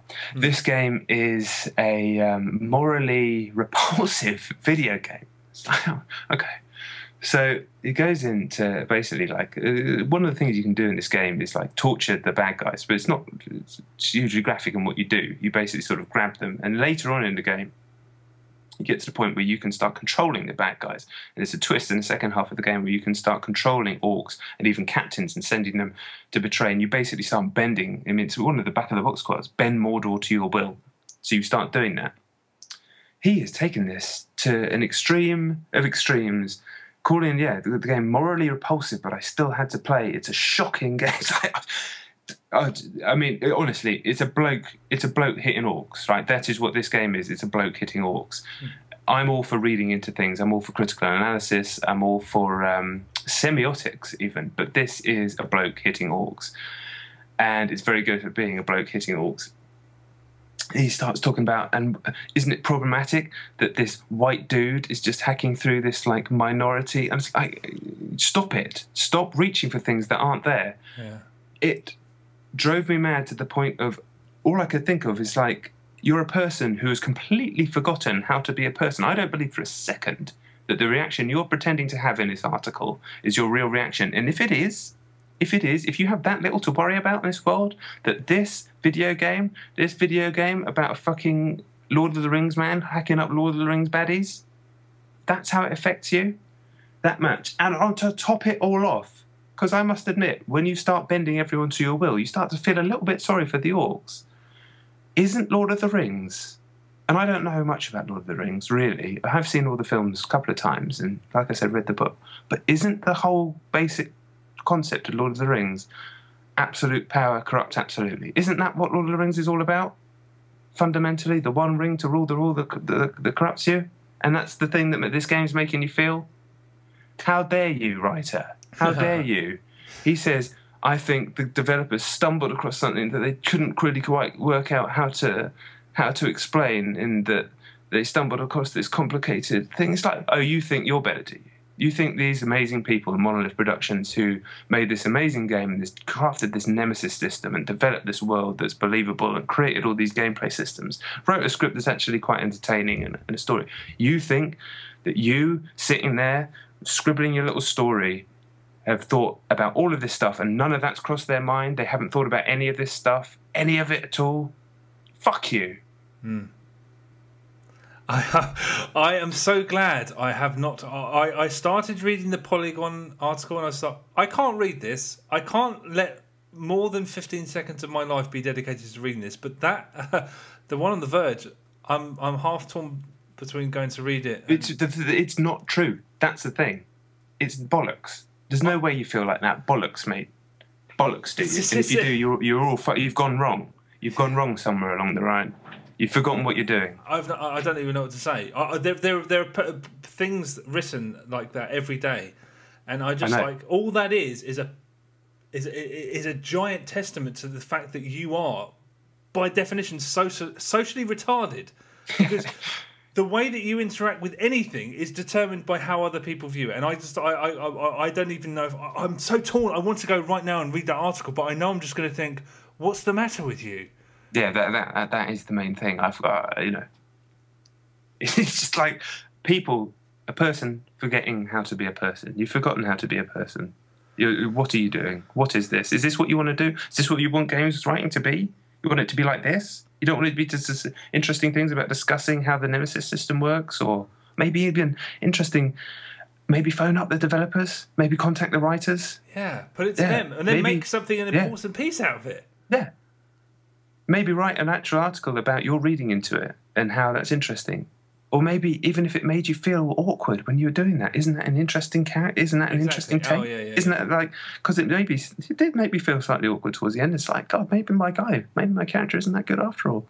But then again, maybe that's what they wanted you to think. Exactly. And maybe, but no, of course they didn't.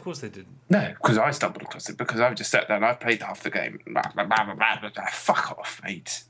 You're just doing everyone a disservice by doing that. You're doing everybody a disservice, and you know it in your heart. You know it in your heart, because I've done stuff like that years ago. I've written things and I've not really believed, and you feel fucking awful afterwards. You feel empty. Yeah. I did that too when I was a fucking child. It is awful though, because this is so. In order to, it's a hard game in which to make a living from. It is very hard. In order to compete now, you have to.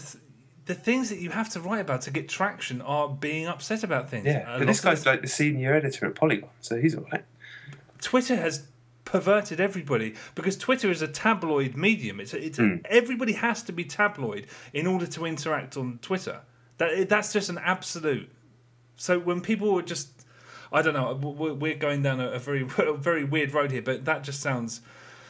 I say it sounds appalling, but you hear things about stuff like that every day because that's what people have to do in order to get people to read the shit that they write. I know. I just couldn't believe it. And I knew neither of those fuckers had finished the game either. If you want to write that piece, at least finish the fucking game. Should do the developers of this excellent game enough of a service to finish it. Maybe you did. Maybe, I don't know. What is it? What's happening? What's happening? He was upset, so revere him. But he wasn't, though. He clearly wasn't upset. Of course, if you were shocked, if you were morally shocked by this game, you're broken. You've gone wrong. You've completely broken. You need to go and sort yourself out. But if you've genuinely been affected by anything in the video game world, be it fucking the harassment of women, any of those things, why don't you try and do something about it? Why don't we try and do something about it? All everyone is doing is trying to make sure everyone else knows how upset they are. I mean, Gamergate. Oh, they've made me think about what it's like to be a gamer. What is it? I'm sorry. I know exactly what I think those people are. Fucking criminals. Should we try and orchestrate a situation where we can try and change the law or change the environment, do something practical? But no. Oh, I'm so upset. When I was young, my God, I'm just like fucking. Talk is cheap. That's my only mantra. That's the only mantra I live by. Talk is cheap. But Twitter's ruined everything. That's the bottom line. Yeah. There we go. Anyway, most importantly in this case, Shadows of Mordor is an excellent game. If you're a Lord of the Rings fan or Middle-earth fan or Tolkien fan or whatever, you're going to absolutely love it. And if you're a Batman fan, I would highly, highly, highly recommend it. It's one of the smartest action games I've played in a long time, but dumb enough to appeal to the reptile part of my brain as well. Okay, no, I mean I can't wait. Obviously, I've heard. It's just a fucking banger from start to finish. Like it's a little bit confusing at first for the first half an hour, but just know that when you stick with it, it'll start to make sense. Cool. Okay, well, I mean, I wrote a preview of that game a few months ago, and I read all that stuff about the hierarchy system. I was like, yeah. You'll probably press a button, and the next YZ will happen. But it's so good to hear that they've actually made it work. It's so cool. It's just such a cool when you like the bat reports and this like, rah, and then this guy jumps into the thing, and it's all animated, and the sound's really good. And, like I said, I'm not a big Tolkien guy, but those big orcs from the films are always kind of menacing, and they're just animated and they sound brilliant. Some of them, admittedly, have those dodgy Cockney accents. Oh, the same guys in Sherlock Holmes. Oh, no! but for the most part, really, really, really good. Cool. I mean, I've got it here. I can't wait to... After Alien, I'm going to jump in, so I'll probably talk about it next week. And I smashed through the whole thing in, like... I don't know, just sort of 16, 17 hours or something like that, which is quite a long time but for an open world game. Is it one of those games where you have to do side missions to bump up enough to do the main stuff? A bit, but not much. Not much, really. I'd probably recommend taking it slower than I've had to and doing a bit more side missions because they're really fun.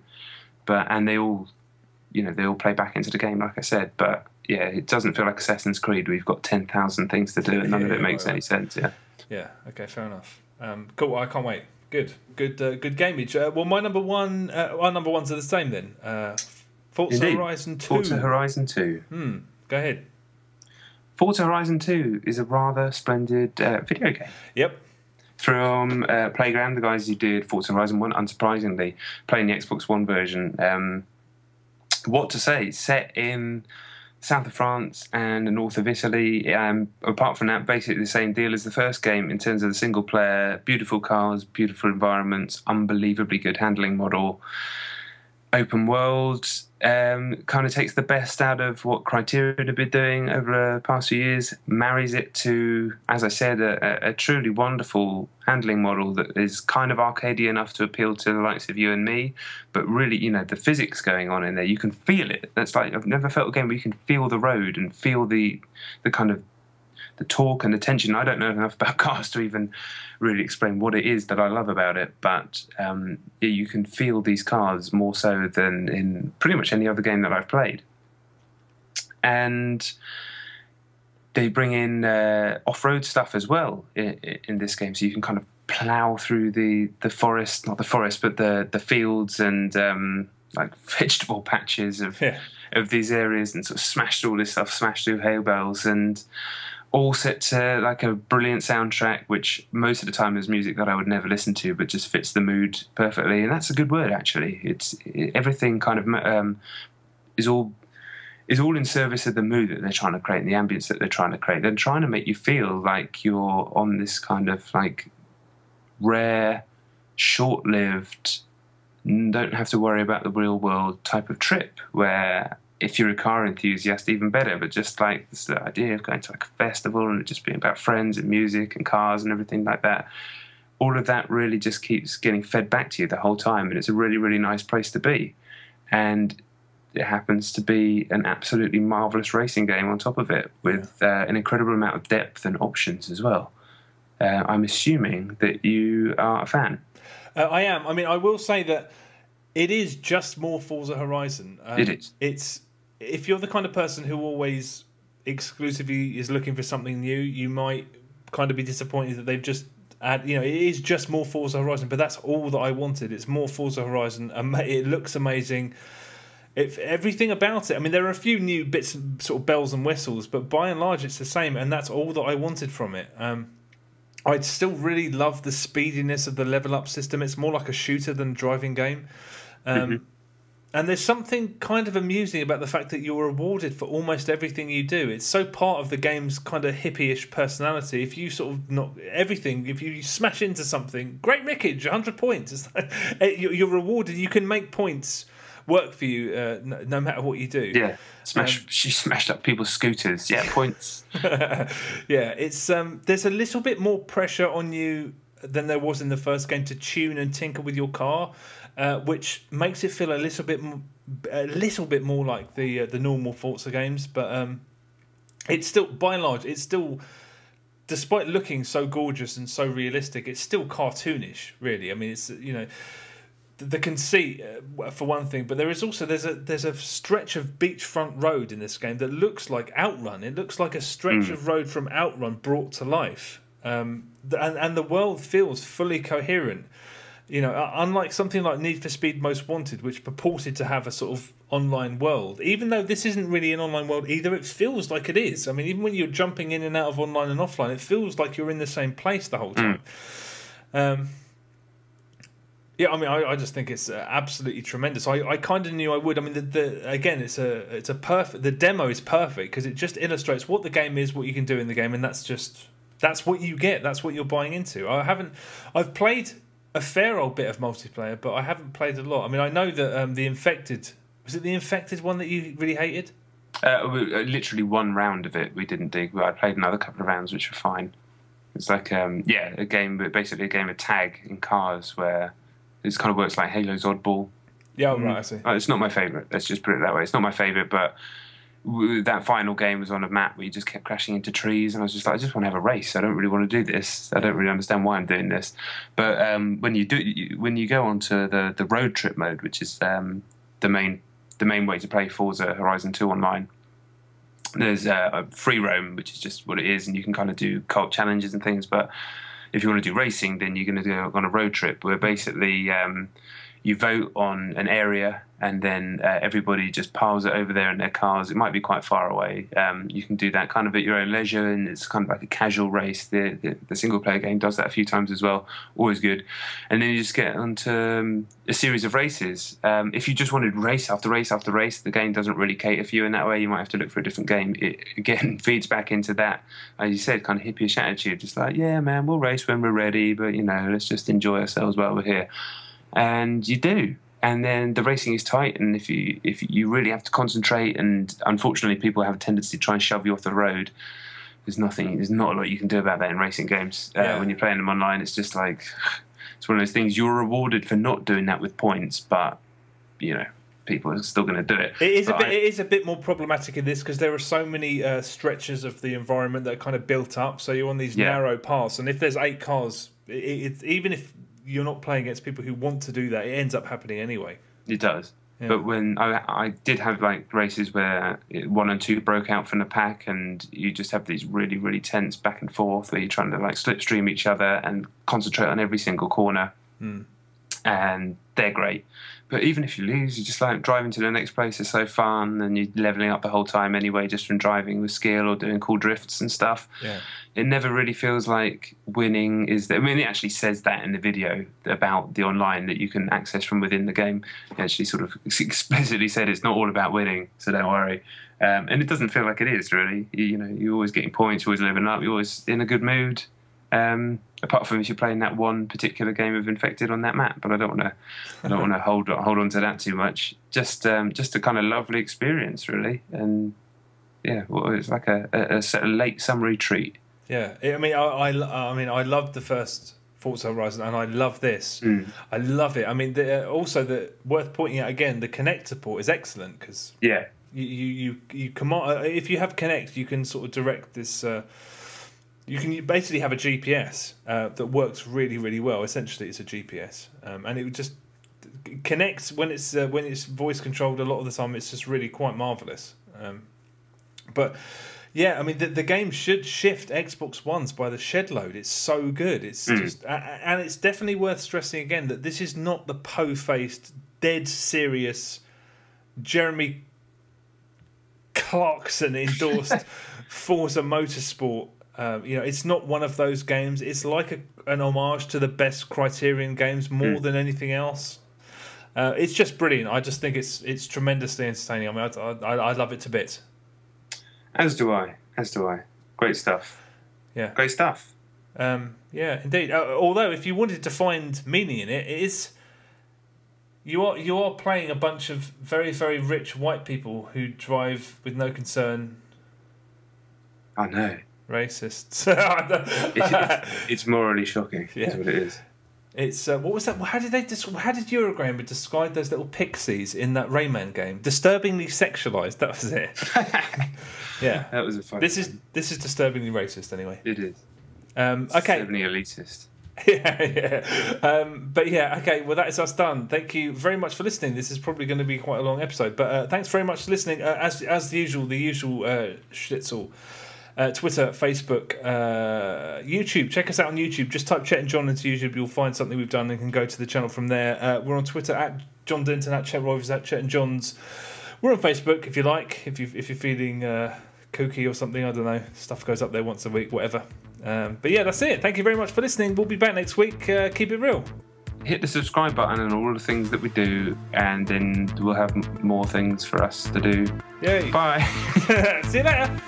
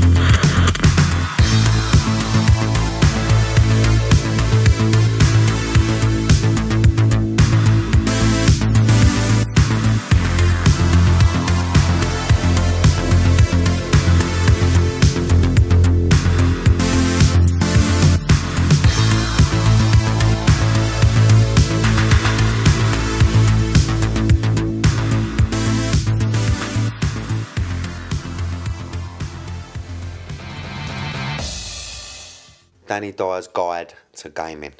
All right, first thing you do, ideally, get rid of the missus and the kids. Got to get rid of them. All right. Second best is get them a bed. All right, but ideally get rid of them for a weekend. All right, so they're out of the house. All right.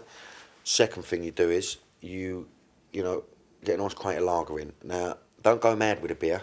It's just nice to play with a nice lager and keep going back to it. Yeah. The third one is just don't go to bed. Don't go to bed. You know, I love the idea of playing a game and then all of a sudden you open the curtains and there's birds tweeting and it's daylight. Now that's a nerd, all right? That's the tips. Or just elbow your missus, get rid of her, elbow her. Just split up with her and just have a bit of a relationship with your Xbox. You know, it's a good relationship, I tell you. It's a real loving. Danny Dyer's Guide to Gaming, all right?